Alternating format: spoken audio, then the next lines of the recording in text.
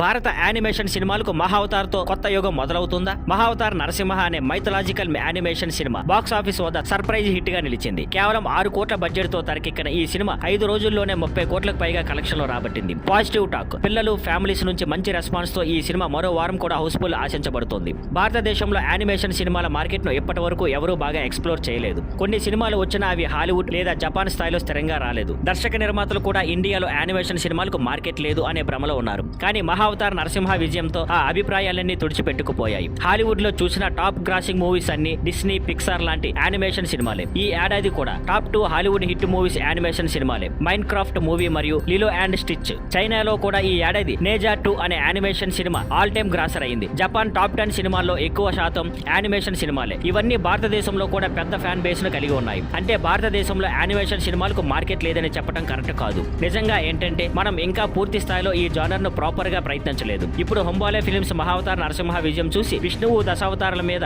మరో 10 సంవత్సరాల ప్రాజెక్ట్స్ ప్రకటించింది. ఇలాగే మిగతా దర్శక నిర్మాతలు కూడా మన మైథాలజీ, జానపద గాథలు, మన సంస్కృతి ఆధారంగా యానిమేషన్ సినిమాలు తీయడంలో ఆసక్తి చూపిస్తే మన భవిష్యత్తులో విశ్వవ్యాప్త యానిమేషన్ పరిశ్రమగా ఎదగవచ్చు. ఇందుకు మహావతార్ నరసింహే తొలి అడుగు వేసింది. ఇకపై ఇండియన్ యానిమేషన్ ఇండస్ట్రీ ఎలా మారుతుందో చూడాలి. Thank you for watching. Please like, share and subscribe.